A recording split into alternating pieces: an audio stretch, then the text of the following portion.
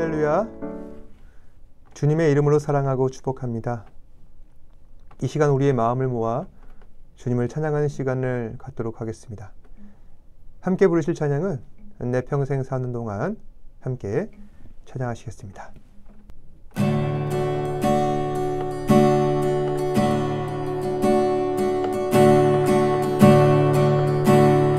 내 평생 사는 동안 주 찬양하리.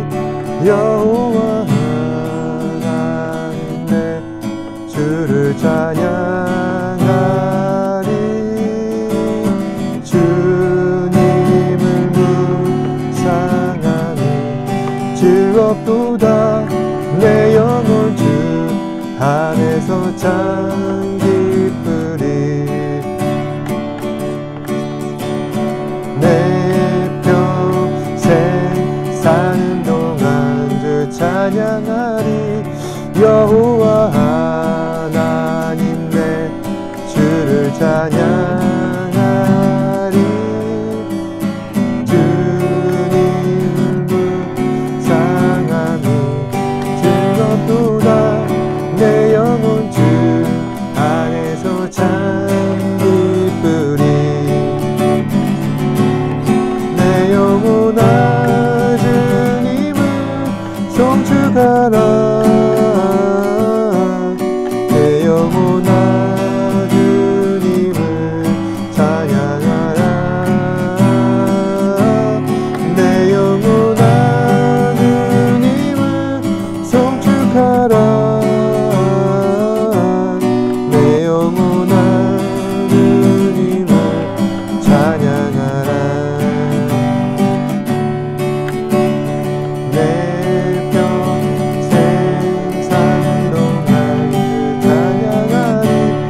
여호와 하나님 내 주를 찬양하리. 주님을 묵상하니 즐겁도다. 내 영혼 주 안에서 참 기쁘리. 내 영혼아 주님을 송축하라. 내 영혼아 주님을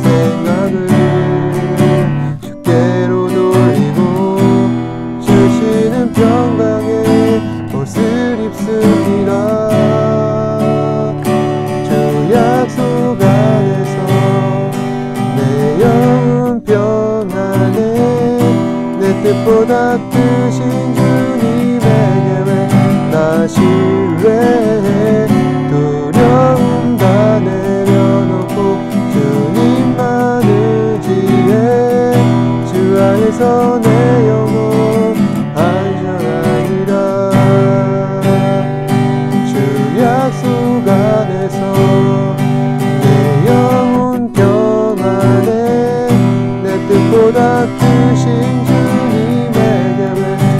신뢰해 두려움 다 내려놓고 주님만 의지해 주 안에서 내 영혼 안전합니다.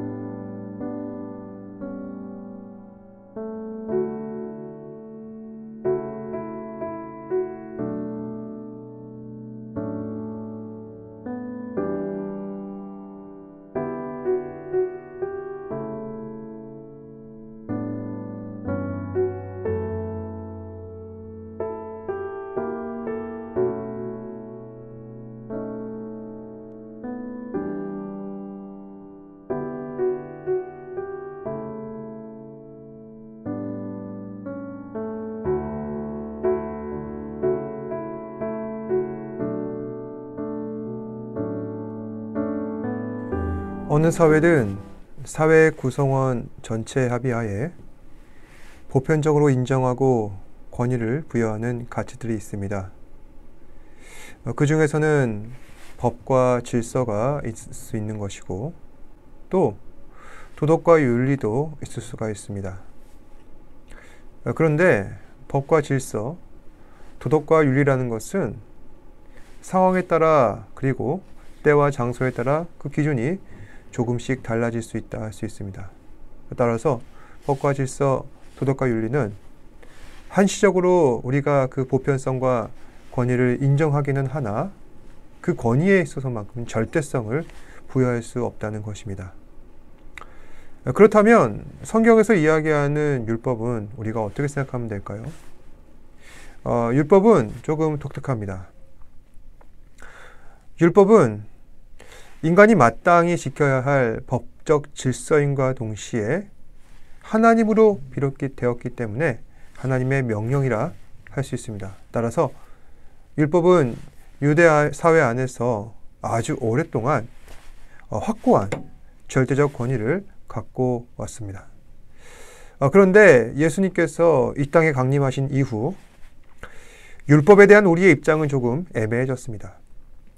초기 교회에서는 유대인들의 발언권이 이제 이방인들과 비교해 보았을 때 상대적으로 강했기 때문에 율법을 강조하는 모습들을 보여왔지만 예수님께서 제자들을 가르치시면서 이전의 사회들이 율법을 빙자하여 잘못된 전통으로 사람들을 정죄하는 그러한 모습들이 있었던 것입니다. 따라서 예수님께서는 그렇게 하는 바리새인들과 서기관들의 그러한 잘못된 부분들을 따끔하게 혼내시고 비판하셨던 것입니다. 따라서 우리도 율법에 대하여서 비판적으로 보고 그렇게 살아오고 있습니다. 그런데 우리가 결코 잊지 말아야 할 것은 율법은 우리가 마땅히 지켜야 할 부분이기도 하다는 것입니다. 왜냐하면은 예수님은 율법의 완성이시며 또 예수님께서는 단 한 번도 내가 율법을 폐기하였다 말씀하신 적이 없었기 때문입니다. 따라서 우리는 율법을 존중은 하되 지나친 율법주의는 지양해야 한다라고 그렇게 이해해 왔습니다. 그래서 이러한 모습들이 성경 안에 보시면은 자주 등장하고 있는데요. 갈라디아서에서 보시면은 사도 바울은 베드로가 안디옥 교회를 방문할 때 사람들 앞에서 외식하였던 이 베드로의 모습을 책망하는 장면이 나옵니다. 처음에 베드로는 안디옥 교회 안에서 자신들을 환대한 이방인 그리스도인들과 함께 즐겁게 지내며 식사하고 교제하는 모습들을 보여왔습니다. 그러다가 외부에서 온 유대인 그리스도인들이 안디옥 교회를 방문하게 되었고 그 순간 베드로는 이방인 그리스도인들과 거리를 두기 시작하는 겁니다. 그때 바울은 이 장면을 놓치지 않은 것이죠. 그리고 즉시 책망합니다. 너는 외식하는 사람이구나. 바울은 베드로의 이중적인 모습을 비판합니다. 보는 눈이 없을 때 이방인들과 어울리면서 유대인들이 오자 거리를 두는 그런 모습이 과연 그리스도인이라 할 수 있겠냐는 것입니다.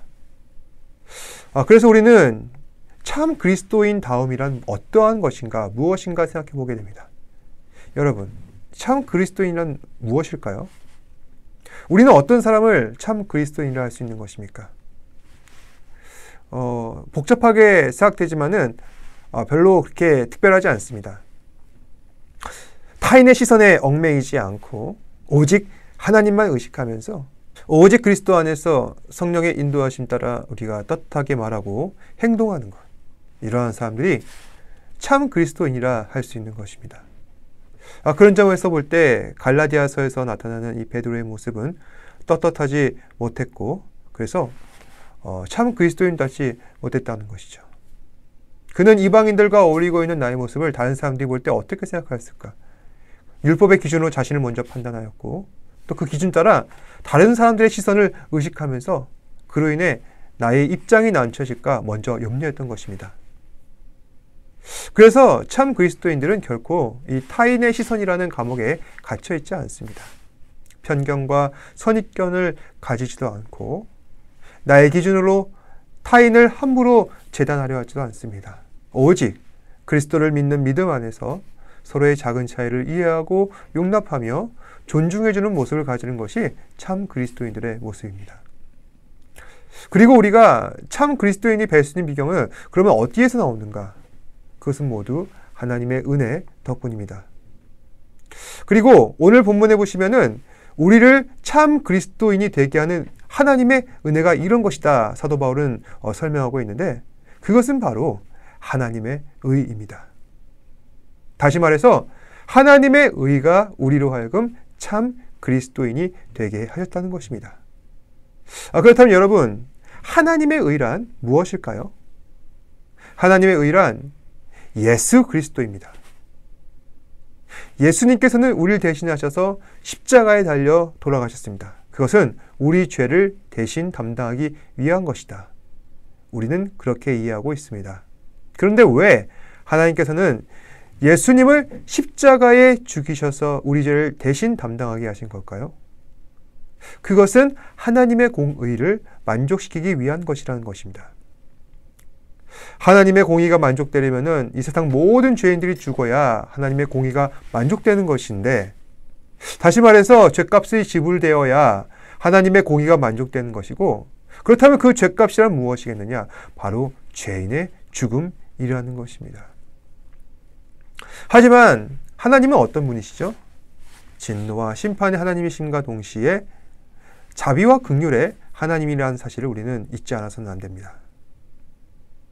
따라서 하나님께서는 하나님의 자비와 하나님의 심판, 결코 양립할 수 없는 이 두 가지 가치를 동시에 충족하기를 원하고 계시는데, 그러려면 마땅히 효과적인 대안이 제시되어야 할 것이고, 바로 여기서 예수님께서 나타나신다는 것입니다. 다시 말해 하나님께서는 하나님의 공의를 만족시키기 위한 대안으로서 죄인의 대값을 대신 지불할 예수님을 희생제물로 세우셨다는 것입니다. 그래서 예수님께서는 그 십자가에서 우리를 대신하셔서 십자가에 달려 돌아가심으로 인간의 모든 죄를 깨끗이 사하셨습니다. 그래서 오늘 본문에 보시면은 22절에 우리가 예수 그리스도를 믿을 때 하나님의 의가 우리에게 미치게 된다. 다시 말해 십자가에 달리신 그리스도를 보고 믿는 것만으로 우리는 우리 안에 죄가 사해져서 하나님의 의로우심을 입게 된다는 것입니다. 이것은 참 감사한 은혜가 아닐 수 없습니다. 우리는 아무것도 한 것이 없는데 단지 예수 믿었다는 이유 하나만으로 우리 안에 모든 죄가 일소된다니, 이것은 참 놀라운 기적이 아닐 수가 없는 것입니다. 물론 어떤 분들은 이것이 무슨 기적이냐 그렇게 생각할 수도 있을 것입니다. 그렇다면 과거에는 어떻게 인간의 죄를 사하셨는가 비교해보면은 이러한 하나님의 은혜가 얼마나 귀하고 은혜로운가 생각해 보게 됩니다. 구약시대에는 어땠죠? 인간의 죄를 용서받으려면은 비용이 매우 비쌌습니다. 소, 양, 염소를 잡아다가 제단 위에 피를 뿌리고 짐승의 각을 뜨고 그것을 불태워서 하나님 앞에 올려드리는 겁니다. 그런데 이렇게 우리가 정성 들여서 많은 값을 들여 짐승을 죽이고 그리고 제사를 지낸다 할지라도 그것만으로 우리의 죄가 완전히 지워지지 않는다는 것입니다. 그러니까 여러 번 이러한 제사를 드려야 한다는 것이죠. 그런데 하나님께서는 독생자 예수 그리스도를 죽이심으로 모든 인류의 죄를 단번에 해결하시고 다시 인간이 죄범하는 자리로 돌아오지 않도록 불가역적으로 우리를 구원하셨다는 것입니다. 그러니 우리는 우리를 구원하신 이 예수 그리스도의 희생과 그리고 독생자를 죽이신 하나님의 놀라운 사랑을 찬송할 수밖에 없다는 것입니다. 그렇다면 아까의 질문으로 다시 돌아가겠습니다. 제가 드린 말씀 가운데 하나님의 의는 예수 그리스도이시다, 그렇게 말씀드렸습니다. 그리고 예수 그리스도는 우리가 참 그리스도인이 되게 하신다 라고 말씀드렸습니다. 그렇다면 과연 이 말씀의 의미는 무슨 뜻일까요? 이것은 예수님께서는 사람 차별하지 않으시고 하나님의 위대하신 그 예정 안에서 선택받은 사람 모두에게 구원의 은총을 동등하게 허락하셨으니 우리도 역시 예수를 본받아 사람 차별하지 말고 모두가 동등하게 하나님의 은혜 누릴 수 있도록 인정하고 돕고 존중하며 살 줄 알아야 한다는 것입니다. 그런데 바울이 살았던 당시 시대 상황이나 또 오늘날 우리가 살아가는 삶의 현실 속에서 정말 우리가 복음을 따라 서로를 인정하고 돕고 존중하며 살고 있습니까? 그렇지 않다는 것입니다. 그래서 오늘 본문에서도 사도 바울은 그 당시 그렇지 못했던 삶의 현실들을 끊임없이 지적하고 있습니다. 29절에도 보시면은 하나님은 유대인의 하나님이신과 동시에 이방인의 하나님이시다. 이 말은 율법으로 인하여서 유대인과 이방인을 편가르게 했던 당시 교회의 잘못된 모습들을 비판하는 것입니다. 또 30절에 보시면은 할례자도 믿음으로 말미암아 의로워질 것이고 또 무할례자도 그의 믿음을 보시고 하나님께서 의롭다 하신다는 것입니다. 다시 말해 사람이 의로워질 수 있는 기준은 율법이나 할례가 아니라 오직 예수 그리스도를 믿는 것이다. 그러기에 우리는 모두 주님 안에서 우리 마음속 하나님의 의를 서로의 모습 속에 발견해 나가야 하며 한 분이신 하나님을 잘 섬겨야 한다는 것입니다.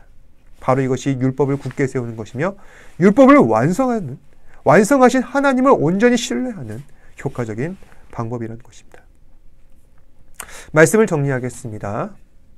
우리가 살아가는 세상은 많은 것들을 눈치 보며 살아야 합니다. 내가 몰상식한 사람이 될까 두려워하고 또 세상의 기준을 맞춰가지 못해서 고립되어 갈까 불안하면서 그렇게 살아가고 있습니다. 하지만 참 믿음의 사람들은 결코 세상을 의식하지 않습니다. 물론 세상의 기준을 존중하지만 그럼에도 주어진 현실 앞에 매몰되어 살지 않는다는 것입니다.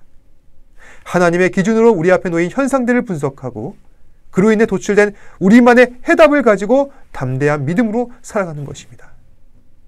그러니까 서로 간의 답은 다를 수가 있어도 그러니까 서로 간의 답은 다를 수는 있어도 틀린 답은 없다.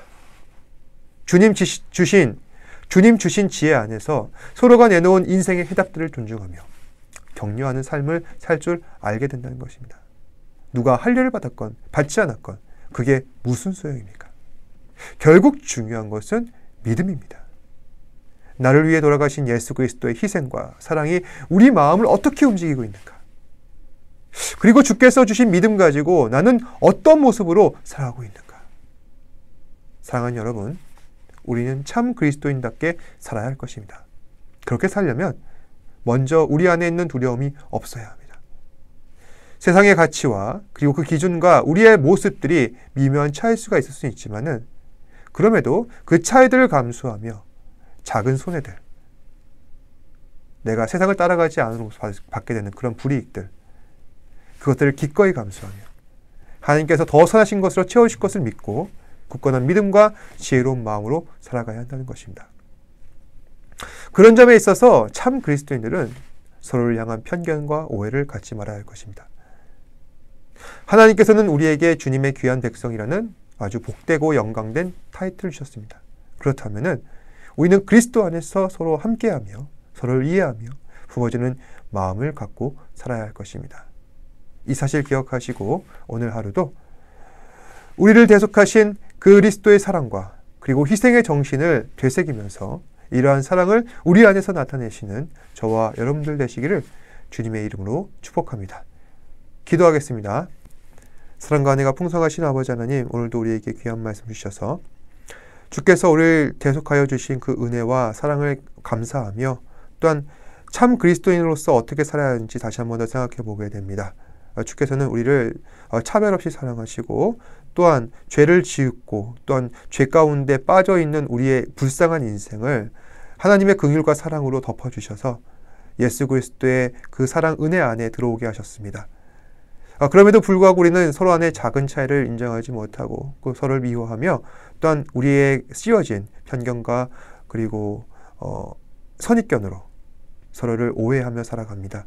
주님, 그리스도의 사랑 안에서 모든 것들을 다 덮어주시고 또 우리가 서로를 바라볼 때 하나님의 사랑으로 덮어줄 수 있는 하나님의 은혜와 사랑을 우리에게 허락하여 주시옵소서. 그리하여서 매 순간 우리 안에서 작은 차이들이 발견될 때 아버지 하나님 서로를 지적하는 것이 아니라 함께 기도하며 사랑으로 격려해 줄 수 있는 우리 사랑하는 지체들 되게 하여 주시옵소서. 모든 말씀 예수님 이름으로 기도드립니다. 아멘. 하늘에 계신 우리 아버지여, 이름이 거룩히 여김을 받으시오며 나라가 임하시오며 뜻이 하늘에서 이루어진 것 같이 땅에서도 이루어지이다. 오늘 우리에게 일용할 양식을 주시옵고 우리가 우리에게 죄 지은 자를 사하여 준 것 같이 우리 죄를 사하여 주시옵고 우리를 시험에 들게 하지 마시옵고 다만 악에서 구하시옵소서. 나라와 권세와 영광이 아버지께 영원히 있사옵나이다. 아멘.